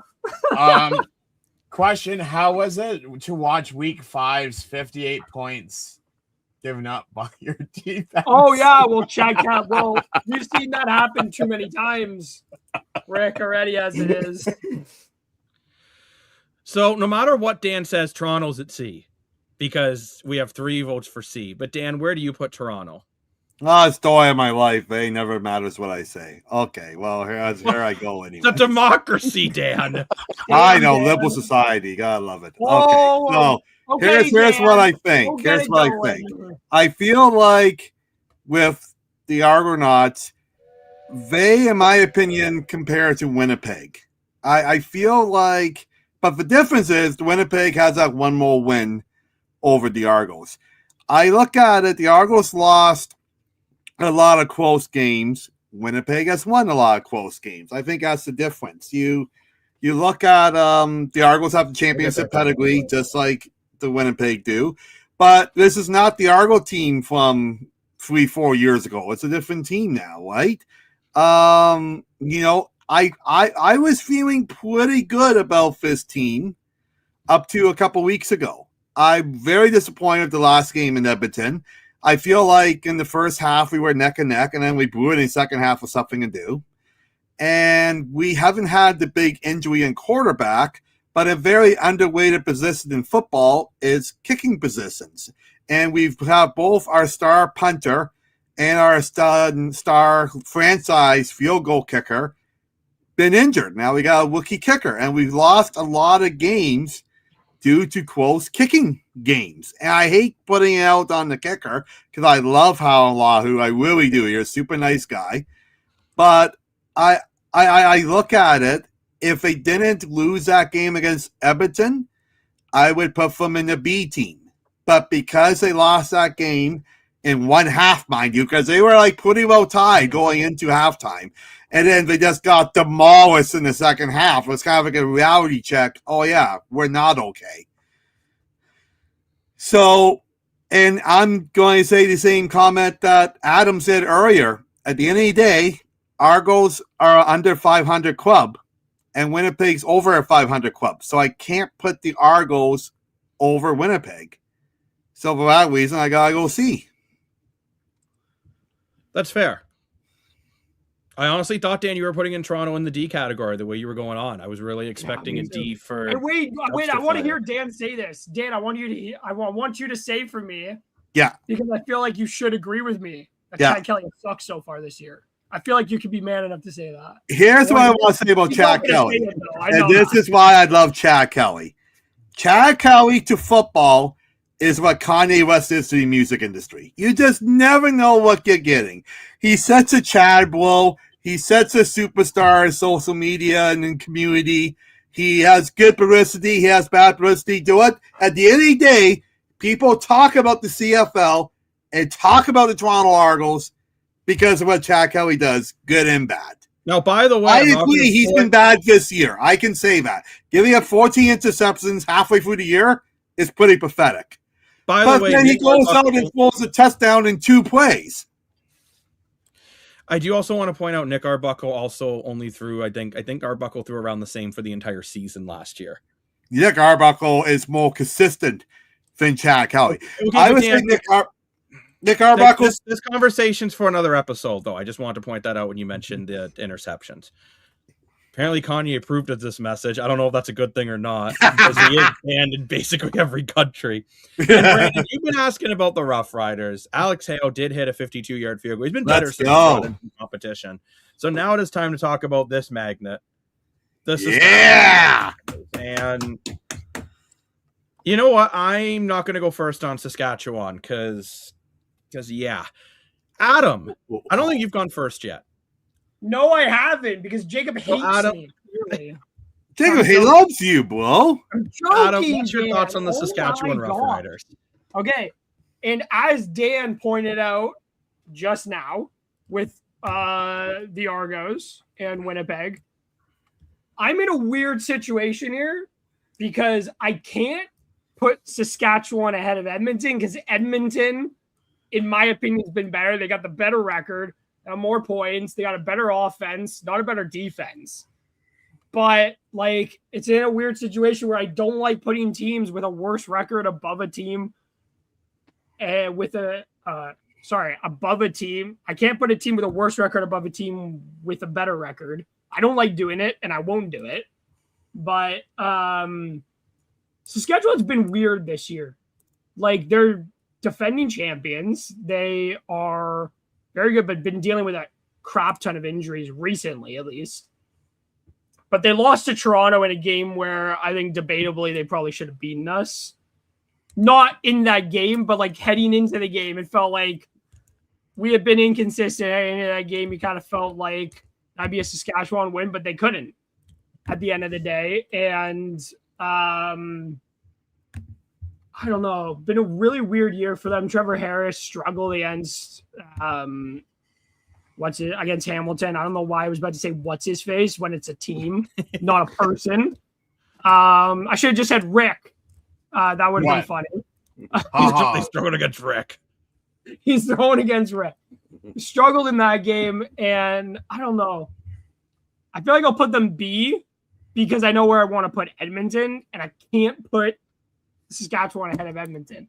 But Saskatchewan at B because they've been middle. They've been in the middle. They haven't been bad, but I feel like they haven't been as good as they should be. And with how talented they are and with how good Trevor Harris is, it feels like they're punching below what they should be. They're not punching above. They're not punching further up. It feels like they're good where they are. And I don't like that very much. Interesting. Dan, where do you put the Saskatchewan Rough Riders? Well, Adam basically took the words out of my mouth. I was going to go into it and whip off my Clark Kent shirt and say that whatever his name is, Superman, and say Saskatchewan's got an excellent logo for a super team. However, you cannot put Saskatchewan, in my opinion, in the same category as, well, the other 2 teams left. It's no big secret, right? So I got to look at it, and to Wick's credit, Hamilton played a phenomenal game against Saskatchewan. That was by far Saskatchewan's game to win, and they just did not show up. It was an epic fail. I don't know what happened. But for that reason, as I love you Rough Riders, I really do. I love the Saskatchewan fans. I love the watermelons and all that stuff. But I'm with Adam. I got the Saskatchewan as B. Well, maybe A. Saskatchewan friends. Yeah, I will say, Brandon, they have some big games coming up, the Riders, and maybe they can climb. But remember, this is a mid-season tier. It could be very different by the end of the season. And probably very different than what we thought going into the season. I thought Ottawa was going to win 7 games this year. Like, that as well. No, I'll say this. I'll put Rough Riders as an A. Okay, we have an A and a B. I'm going to go last. Rick, where do you at the Saskatchewan Rough Riders? You know what? I was actually looking at the different stuff behind the scenes. Ooh. And behind the scenes with Rick. I'm going to put them as a B. Only because it's not because of how well Harris is doing. But even if, and I know we're doing week 1 up to this past Saturday, but when you have the team that you have currently play 2 games, but you can find a way for the same roster to beat Ottawa, but not beat Hamilton with that exact same roster, it makes me think, well, if you couldn't beat Hamilton, then how is it that you beat Ottawa? And we all know Ottawa's trash. Poor Ottawa. They don't have a run game because AJ Ouellette's always injured. Mm-hmm. And then Connolly looked decent, then he got hurt. Yeah, then he got hurt. Your secondary is only as good as Milligan and Campbell will take you. And they're both hurt. Mm-hmm. And after Saskatchewan this week. Mm-hmm. No, I get that, but this is basically from like week 1 till this past Saturday. And after, like Adam said, you can't put them on the same path as Edmonton, because after what Edmonton just did to Toronto, I just have Edmonton a little bit higher than Sask. So I will say B. Okay, so I'll be honest. I thought everyone was going to get pissed at me when I said Saskatchewan Rough Riders are an average team, therefore they're a B. And the reason being is, look, I think the Riders are a great team, and their fans are top notch. I will say that. I got chatting to some in Hamilton the other day. There's some great fans in Saskatchewan, and I love the way they travel. Mm-hmm. I think the Saskatchewan team has the potential to be an A to an S. However, what they have shown over the last little bit is they don't have the depth that they did years past. And if you remember, if you watched our season preview episode, my biggest concern for this team was, do they have the depth? Because when they lose guys like Tommy Neo, and there's a couple other guys as well, but like when they lose guys like that, can they handle when they get injuries? See, and to be honest, they can't. And they really, that game against, if we did this before the Hamilton game, they would have been an A team. I'm going to be completely honest with you. But because of that Hamilton game, and again, I am giving all credit to Hamilton for winning. I saw some people on our social media saying, well, you're just saying Saskatchewan lost. Hamilton played well. I'm like, that's not what I'm saying. Hamilton played a great game. Their defense balled that game. And Trey Ford, when he had to come in for Frost, played phenomenal. But at the end of the day, that was Saskatchewan games to win, and they didn't. So for me, that's why they're a B-tier team at this time. Let me just say one comment. Literally a week ago, they would have been an A team. Let me say one comment before you move to Magnet, because I almost did this exact same thing. I agree with this comment right here. I think you got to give them an A, 1, because of injuries, and 2, the way we have this set up, there's the S above the A. So you can't say they're an S team, but they're definitely better than a B team. We were debating on a team like Winnipeg of being B, right? And Saskatchewan's definitely way better than Winnipeg. Honestly, Dan, I wanted Winnipeg in like a C minus to a D. Like, maybe I'm just harsher than you are when it comes to a team like Saskatchewan, because I had so much hopes for Saskatchewan. But you got the championship pedigree. You got a lot of injuries. Most players come back. About championship pedigree. Man, championship pedigree has nothing to do with a mid-season tier list. Okay, So I have a little bit of pushback on Dan then. Okay. So if Dan's gonna say they're championship caliber, okay, then what would you say when Toronto went 16-2 the one season and then just completely bombed the next season? Epic fail. I think that was. Oh, by the way, Rick, just because you didn't do the shows with us at the time. Dan said Toronto was worse than Ottawa at the end of that season. That's how mad Dan was at Toronto. I was that angry. It was a most epic fail, probably biggest epic fail in CFL history. I think it was that big of a deal. And I think Lane nailed it on the head. Well, I had my Argo binders on at the time, but Lane called it early last season. He was 100% right. The Argos went from 16-2, winning the Grey Cup, to being a 5-winning team because of the drama in the dressing room with, the Chad Kelly and the playbook and Nick Arbuckle and Ryan Dinwiddie. That was all of a dream. Because of that, the Argos were a huge epic fail. However, Saskatchewan, I wouldn't compare them to that. Saskatchewan is still 6-3. They still win double the times more than they lose. Yeah, but Dan, they have injuries. We've had rookies and practice players really step it up. And let's look at it. You can't give them a B. Okay, but Dan, at the end of the day, you could say, well, BC's won 3 straight and they won with a third-string quarterback, so they're a B. You can make the same argument. At the end of the day, when you compare Saskatchewan, you look at the games that they've lost. Like I said, if this was before the Hamilton Tiger Cat game, they were an A team for me. For sure. At the end of the day, Dan, you've been outvoted because it's 3-1. Now, you guys always wonder why I just do the power rankings. Can you imagine if we did power rankings like this every week? It would be a nightmare. But yes, Anthony, I do want to address more this. to do with Dan than anybody else, to be honest. I do want to address this, Anthony. Yes, it was very sad, a recent passing in the CFL. Only player to ever win a Super Bowl and a Grey Cup. That was both terrible. in the States. Yeah, very sad. In the same city, which in Baltimore.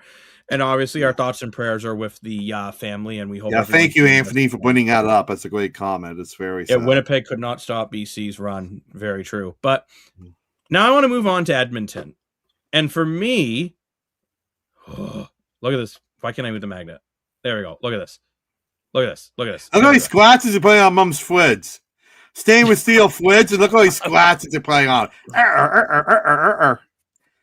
Okay, I will say this. Edmonton is the first team in the conversation for an S tier. They have a really good defense. Cody Fajardo is having a career season at 36. They have the only team in this league to beat Montreal this season. But they have some humongous blemishes. They lost to Montreal in the next game. They lost to BC. They won once against Saskatchewan, lost once to Saskatchewan, which is to be expected. Edmonton is so close to being an S for me, but they're an A. They're really good. And I will say this, to be honest with you, this is where things get a little interesting. Before the Toronto game, I might have put Edmonton in a B because I was really starting to get concerned about this Elks team. But then they went out there and completely dummied the Argos. It literally looked like a professional football team versus a high school football team in the second half. And they just completely and utterly dummied them, which puts them back up to an A for me. That's where I am with Edmonton. I think they're a very good team. By the way, I think B, A, and S, all these teams are, I would say they're potential Grey Cup winners this year. Like with these final 3 teams we're talking about. These are the teams I think you're expecting to go on a run. But for me, Edmonton is an A tier. Dan, what do you think about the Edmonton Elks? I gotta put S. I know S is a very high ranking for this team, but thank you, Witz. But I say S because at the end of the day, not just one team, 2 teams are making the Grey Cup. And if the Grey Cup started tomorrow, you would have Edmonton versus Montreal. And I think the fact that they are the top team in their conference, top team in the West. And I'm with you, Jacob. I was getting concerned about Edmonton and ranking, thinking something magic rubbed off. But then we saw that game on Saturday, like, no, this is a real deal team. And you got to give the fans in Edmonton a lot of credit for selling over 20,000 plus tickets again. Can't wait to see the upper bowl being sold again. Maybe this year, maybe next year, who knows. But new ownership, very sad the passing of the owner last year. But for me, Edmonton's an S team. I really think I just look at the teams that they beat. They beat Montreal, right? And for me, the Edmonton's an S team. Yeah, the Axeballs. Yeah, I agree with you, actually, Bobby. So far, we have one S and one A. They're sassy. Yeah. Adam, where do you put the Edmonton? Okay, I'll let Adam go. Oh, man. The double E's. Edmonton have been really good this year. Cody Fajardo has been really good this year. Rankin was good for a big part of this season. I'm going to put them in A. I think they're right at the edge of being into S. But just not there just yet. But they have been so very good this year. And like, when you look at it, Fajardo only has 31 less passing yards than Davis Alexander has this year. Wow. Now he has one less touchdown. Wow. He's thrown 3 more picks, but like him and Davis Alexander have been really good this year. And I would put them at A. Montreal, I'm warning Montreal fans now, I will be trolling when we do Montreal because that's my fun. I'm going to have fun with it. I've been called a Montreal hater, so now I'm just leaning into it at this point. So I'm going to have some fun. And Rick, before you give your letter, you do have a question from Anthony. Yeah, he's curious about your thoughts on his analysis. He thinks the Grey Cup runs through Saskatchewan. He feels they're the only S team right now, and I think Montreal are A tier in Edmonton. What do you think about that for Saskatchewan? Wow. So I'm gonna disagree slightly, and I know we're doing Edmonton right now. I do not see Edmonton as an S tier, only because there's some reasons which I will get into the whole Montreal. I see Edmonton as an A. So we have 3 A's for Edmonton. 1 S. So Dan, once again, it doesn't really matter what you say. They're going in there. I know. It doesn't really matter. That was just picking on me tonight. Oh, by the way, Dan, like I will say, earlier. That happened with me with Calgary. Yeah, that's true. That's true. Now, Dan, I will say with Edmonton, I was very close to putting them in an S. Again, if we were doing plus and minuses, they'd be an A plus. Now, before we find out if everyone feels Montreal is an S or not, we have a big announcement about the analyst desk this weekend. The featured content creator, the analyst desk, will be live on location during the Bikini Car Wash and Content Day 2026 on August 23rd at Premier Wheels Direct in Scarborough. See you soon, Toronto!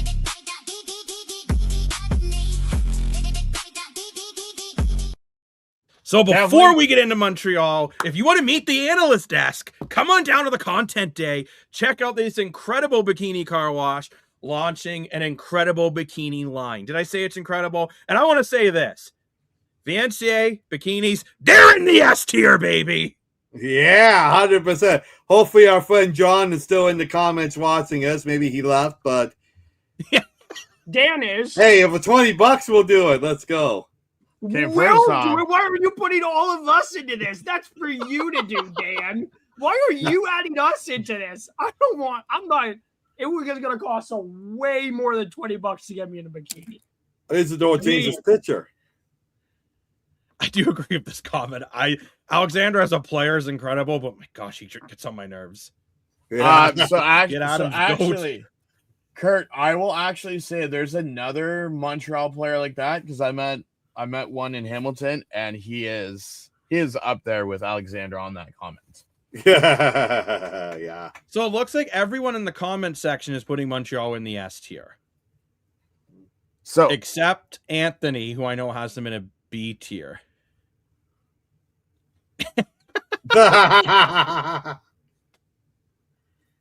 So Rick, I will let you go. Where do you put the Montreal? The reason why I have Montreal as an S, where you guys were saying that you could see Edmonton as an S.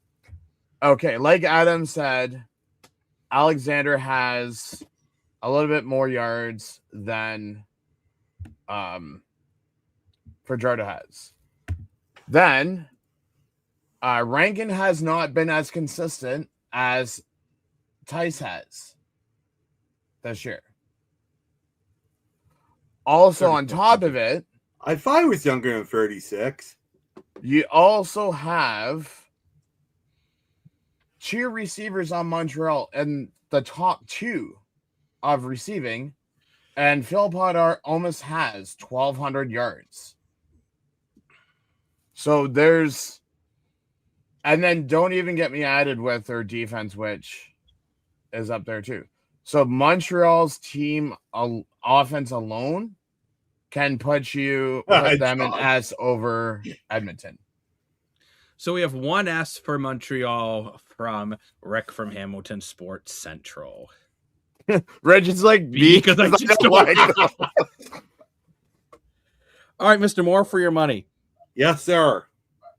And by the way, Rick, you make a lot of great points about Montreal. Where do you put the Mahia Alouettes? I look at this. I think this is as much of a no-brainer as the Ottawa Wearblacks went in a complete opposite way. Montreal's the best team in the league. They got the best record in the league. The most exciting team to watch in the league. They got the best players in the league.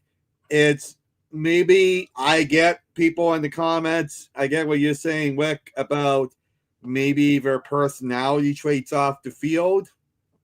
They're not the best. But I feel like this team is a really good group. I feel like this team has a championship pedigree a little bit still. You know, they lost Cody Fajardo and Austin Mack from that 23 Grey Cup year. You still had Alexander in the club on the sidelines during that game. I think Tice is really surprised. Everybody in the league has really stepped it up for Montreal. You look at what the Phil Potts been doing. Phenomenal, breaking records. You look at Speaker. Not Speaker. The other one starts with an S. Speed? Sneed. Thank you, Sneed. Sneed is right Dan behind. is not on Speed. No, well, maybe he's on Speed. I don't know. But he's right behind Phil Pott. And you got to give this Montreal team an S. I think it's a no-brainer. I think they're the team to beat for the Grey Cup this year. Okay, how about this? How about Dan has to try to pronounce all the French? That'll be entertaining. Oh, I can barely read English. Never mind French. The reason why I have Montreal in the A category right now is because their defense and offense are great, but I feel their special teams is a little more suspect compared to Saskatchewan's. I will say, though, about Montreal, Devontae Dedmon, and you have seen a humongous difference since he has been their kick returner for their field position. No disrespect to Mary Alford. I think Saskatchewan or BC should go pick him up. Well, BC especially. Like, I don't know why BC hasn't signed him yet. But at the end of the day, they haven't. So here's where I become the king of controversy. Uh-oh. I am the worst thing since Elvis Presley. Jack Kelly. I am putting Montreal in the A tier. What? I don't think there is a team right now that is an S tier in the CFL. I think there's a lot of good teams. And let me explain. I'm not trolling. I'm not trolling. Edmonton and Montreal.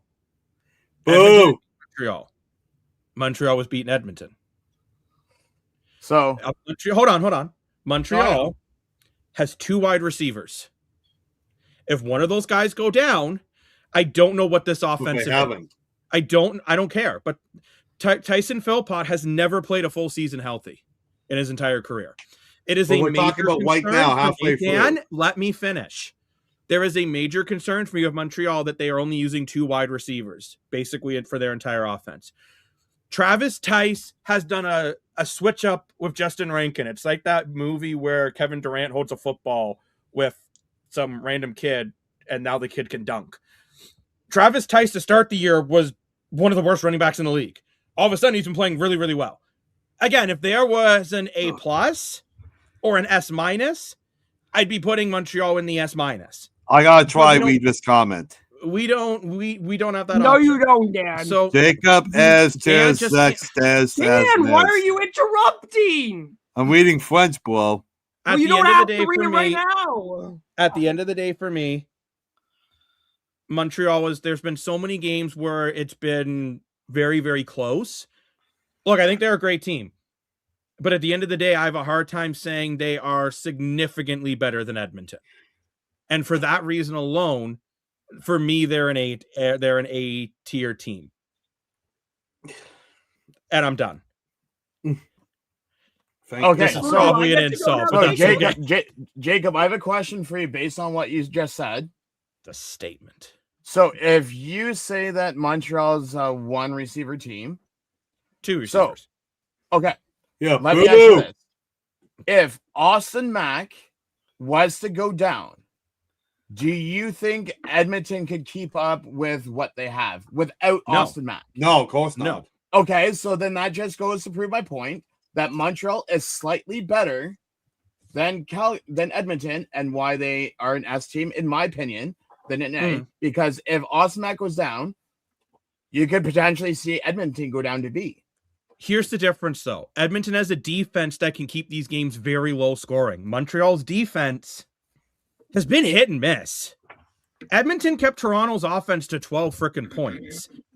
They are the only team in this league that has kept Toronto that low by a significant number. I'm not saying Montreal's a bad team, by the way. I think Montreal's a great team.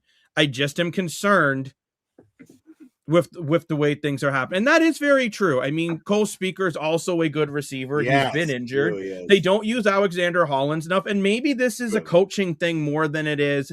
What I'm saying is I love Anthony Calvillo, but it's almost like because Philpott and Snead are so good, they're not drawing up enough plays for guys like Hollins and Speaker.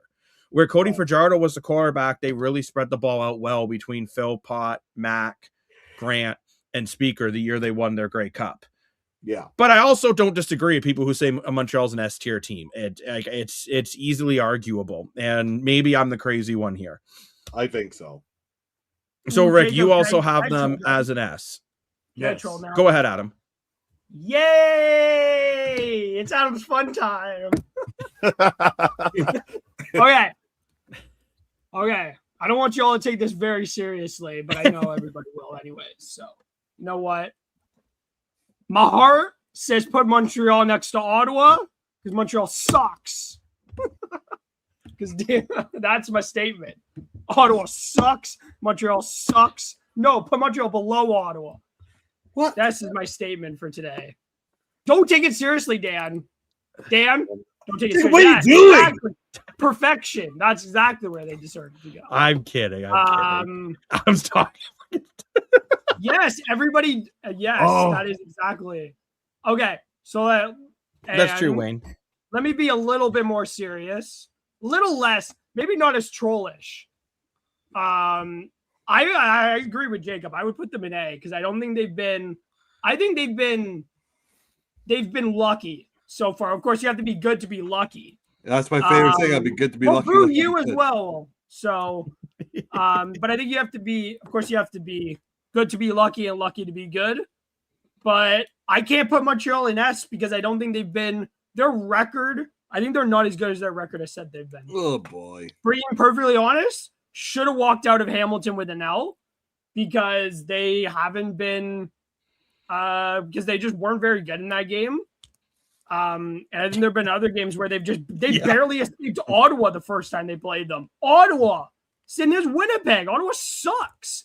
And you barely escape against Ottawa. No poutine for you. Good thing I don't like poutine anyway, so whatever. I put Montreal as an S. Hey, Dan, shut up. Let me finish what I'm trying to say. Their defense hasn't been very good. Sorry, Dan. That was really mean. Didn't really mean it to be that mean. I'm used to it. But I don't think they've been. I think for S has to be a team that's like just really dominant. And I don't think they have been. And oh, good. I'm glad. I love it. Keep giving it. I'm loving it.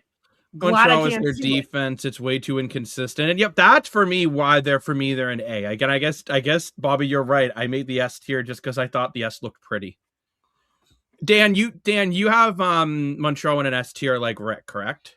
Yeah, I'm absolutely shocked. I thought Montreal and Ottawa were no-brainers, and we would all agree on S. I agree, Dan. Ottawa and Montreal are no brainers. They both suck, and they're both off of the rating. I didn't mean it like that. Dan. I'm glad that you agree with me, Dan. I'm glad we can agree with each other on that. No. Just to piggyback off of Adam's comment about Montreal just barely beating Ottawa, let's be frank. Edmonton just barely beat Ottawa. Don't do that, Rick. Just barely beat Ottawa week 1. So, and Montreal just beat Ottawa last week. Or the week before, sorry. So, again, I stand by my point. Battle of the two teams. One's better than the other. I got to do it again. My heart says to put them below Ottawa. My head says to put them below Ottawa. Just to have a little bit of fun, they should be below Ottawa. But I would even put them in B if I could. But you know what? I'm going to be serious. I'm going to make this a tie because I want to tie. So we're going to tie for now, and then Jacob can do whatever they can decide. By the way, Rick, you made the same mistake Adam did. Your new name was Frank. You never should have done that, Rick. You said to be Frank. I try not to say that. I like the comment here. It would be fun if a CFL player stumbled onto this. I will say, Lewis has liked a couple of our tweets.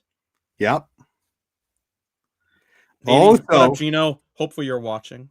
Also, Milt Stiegel has we had a little bit of for anyone who follows us on X, us and Milt Stiegel had a little bit of all respect to Milt Stiegel, by the way. I love Milt Stiegel. He's such a great guy. But we had a little bit of a Twitter beef going on, and I kid. What the hell's Twitter beef? It's like vegan burger, like it's useless. But it's high school saying someone called you a name. No. By the way, I'm not disrespecting Montreal. I think Montreal's a great team. Right? Oh, yeah, and Milt's awesome. I love Milt Stiegel. And Super nice guy. I do want to give Milt Stiegel a shout-out. I give him credit that he doesn't feel he's too big to respond to people on Twitter. We're not going to name names or anything, but for people who say they don't want to deal with the smaller people, like, yeah, you know what? It's certainly like, and again, I'm not saying anyone specifically, but you don't need to say, I already know what you're saying. If you know, you know. Anyways, you have an S tier here. Most of the comments have said S tier. So because we have a tie, you said you're going to the comments. The comment section rules. And yes, we are close to 300 subscribers spot up. Yeah. If you are new to the show, please do subscribe to the channel. We really do appreciate all the subscriptions. They help make it so we can see more people. How's it going, Paws and Tails? And see, we didn't recap the Argo game last week. Aren't you happy? We got to do that, I got busy. Partially because we have a huge announcement coming up this weekend. And I've been working very hard in the back end of everything at the analyst desk. We'll say this: the desk is getting larger. Yeah. Jacob. I thought the whole announcement was your brother was going to wear Speedo to the bikini event this weekend. The problem is, if Dan does that, our subscriber count will drop to like -4. Yeah, exactly. But because the comment section has spoken. And Hurricane tickets going. Oh, nice. That's cool. Because the comment section has pretty much been saying S for Montreal. Montreal goes an S. Yeah. Good job, everybody. Dan, we did it. Yes, exactly. Yeah, Ricky won't say. Well, Dan, why are you celebrating? You're the one who agreed with me that they should go with Ottawa at the bottom. No, that's not what I meant. You get what you wanted. I meant they're both no-brainers. Yeah, for the Montreal's bottom. allowed We almost the same what you're points as trying to Edmonton say, in one Dan. less game. We understand. Merci beaucoup. There you go. There's some French I can read. Are they around the same points given up? Edmonton's given up 260. Yeah, it's similar because Edmonton had that one really bad game. Again, I don't just go by stats. I like to go by what I watch on the field. That's just for me. I stand by B. I have a question for you since this is mid-season report. Yeah. As of right now, second half, do you see the West standings changing much at all? Drastically. Yes. Jurassic. Yeah. Okay. So I will say this. I do not. Hey, everyone's vote. The comment section is always super influential on this show, and that's what makes it great. We have 24 votes in our poll, by the way. If you haven't voted on the poll yet, please do. Don't worry. Dan won't dance on a poll if you vote on the poll. Don't worry. Whoa.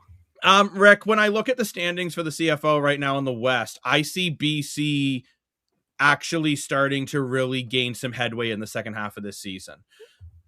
Like, I see BC starting to make a headway. I think Saskatchewan getting healthy is going to start getting going.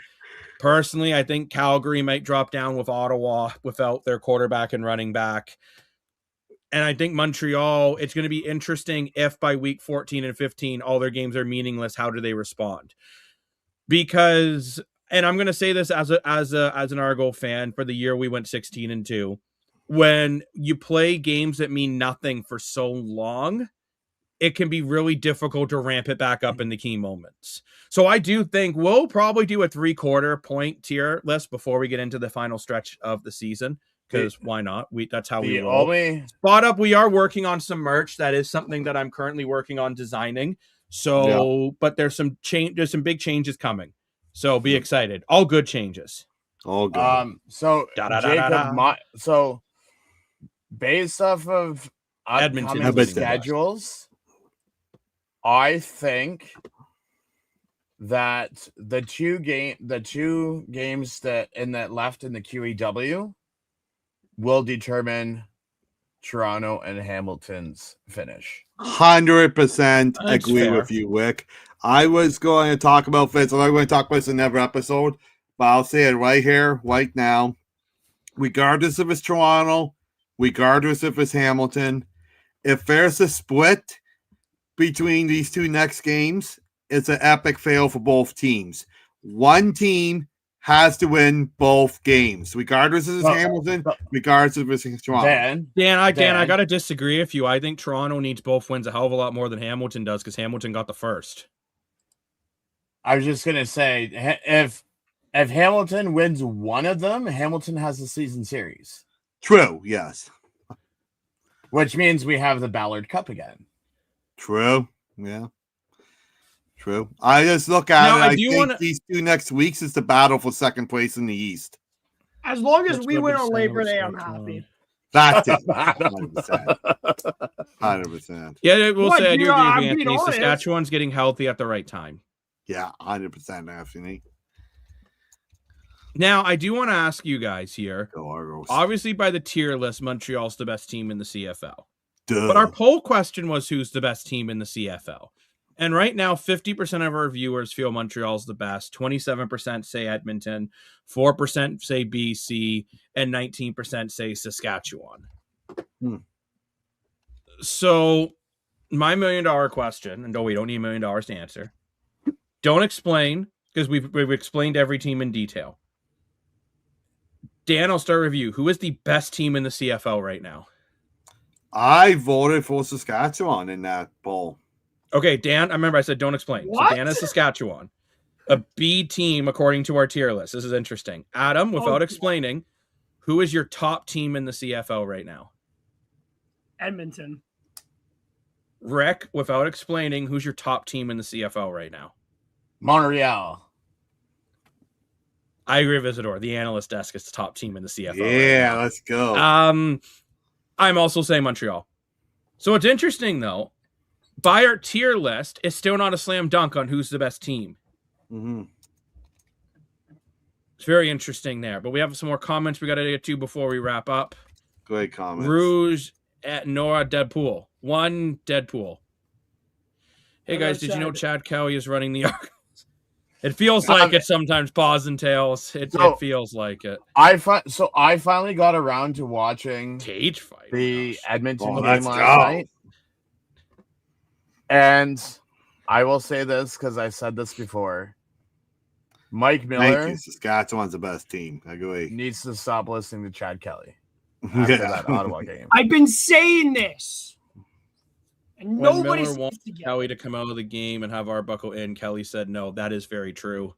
Yeah, true. I wish you had the next few weeks. They end up being first in the division. Very good chance. I agree. Yep. And that's why, you know what, I think we'll have to do maybe a shorter version, but we'll do another version of a 3/4 tier list and just compare it to the midseason tier list. Yeah. Montreal's the best. Montreal's the worst, as I said earlier. You want fish? I have no idea what this means. I don't speak French. I'm sorry. Ice cream French. It's not French. We don't understand French here at the analyst desk. Spot up. You might be excited about some things coming up very soon. Exactly. So, yeah. I think you're saying Montreal is as bad as Ottawa. No, I'm kidding. Yeah, it's true. Thank you. I'm glad you agree with me that Ottawa. I'm kidding. I believe argue it. The call Messi. I'm surprised Adam here. You found the Montreal. Did I read that right? Oh, Montreal's coming back down to earth. You definitely did not. Dan. I will say, Dan. Exactly what? I try reading French. Guys on the desk, not Rick. Don't shoot me for wearing a hat. You know what? You can wear whatever hat you'd like, Rick. I will. So I won't ruin the surprise. No problem, Bobby. Thank you. I'm glad you didn't realize that I have been sarcastic this entire time and have been an idiot. I'm glad you think I'm an idiot, though, because clearly you just believe every word that comes out of my mouth. Maybe he's an American idiot. When you're on the internet, never believe a word out of somebody's mouth on the internet. So I could I could bring something up and it would just open a whole can of worms with Adam, but I won't. What? What have I done? What have I done? No, because he's pre-warned me that if it's brought up, he will go on a rant. So I don't want Adam to go on a rant. What's been brought up? What can't be brought up? I'm so confused. And on that bombshell. No, Jacob, I want Rick to bring it up now. I'm so confused. Do we not remember this conversation about a specific sports team coming up in a league that's about to start that we had a conversation? No, about a specific team, about two people on the analyst desk. If they brought them up, you would go on a tirade. No. No. Wow. Okay, never mind. Okay, I can't remember right now, but tell me after. Okay, I will. I don't remember. Adam has forgotten his mind. That's a player, not a team, Dan. We have. Okay, Dan, I'm kicking your ass on Saturday. You brought him up. I'm kicking your ass now on Saturday. We have the mid-season. I told you to stop bringing him up, Dan. I was about to have a. No, I'm going to kick Dan's ass on Saturday. When I see him on Saturday, I'm going to kick his ass.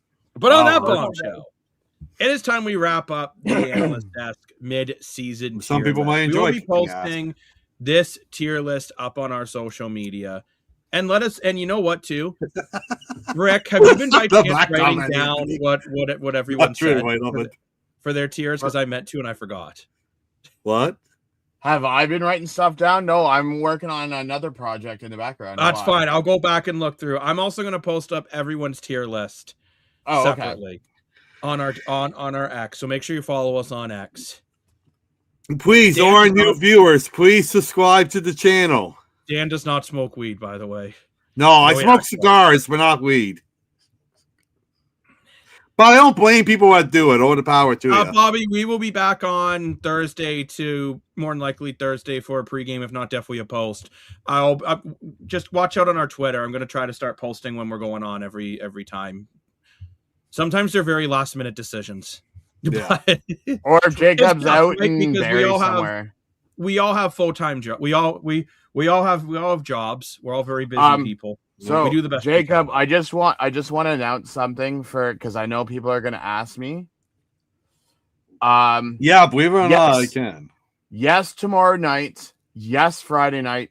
Saturday's game will be 3 hours before Sunday's game, so Sunday will be a doubleheader. Is he not coming to Bikini Car Wash, Rick?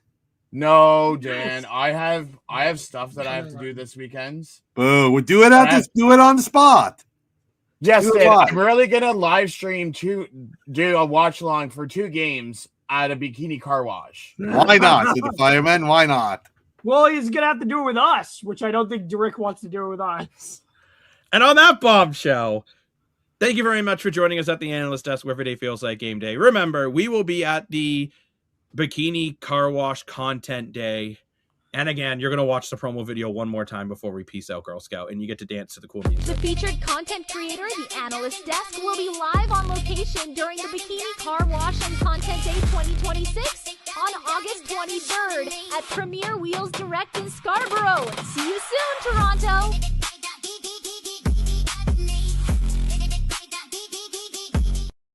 Dadalay. Anyways, thank you very much for joining us at the Analyst Desk. We are going to be live streaming at the car wash. That's right. Yes. So make sure you join us. We're not going to be live streaming the car wash. We're going to be live streaming at the car wash. Oh, cameras are waterproof. They'll be fine. It's family friendly. So Dan, you're going to be in a bikini. Go out. Doing washing the cars as we're live streaming. Bring your girlfriend. Okay. On the spot, me. And on that bombshell, thank you very much for joining us at the Analyst Desk, where every day feels like game day. I want to thank Rick from Hamilton Sports Central for joining us again for another incredible episode. We'll be back on Thursday, which is tomorrow, right? Today's Wednesday. Yes, it is. Oh my gosh, it's almost midnight. Okay. Yeah. We've been on for 2 hours now. Thank you very much, everyone, for joining us. We'll be back on Thursday. Subscribe. Subscribe to the channel if you're new. And remember, at the Analyst Desk, every day feels like game day. Bye-bye. It's the Analyst Desk. Welcome to the show. It's the Analyst Desk. Yeah, in case you didn't know. It's the Analyst Desk. Welcome to the show where every day feels like game day, bro.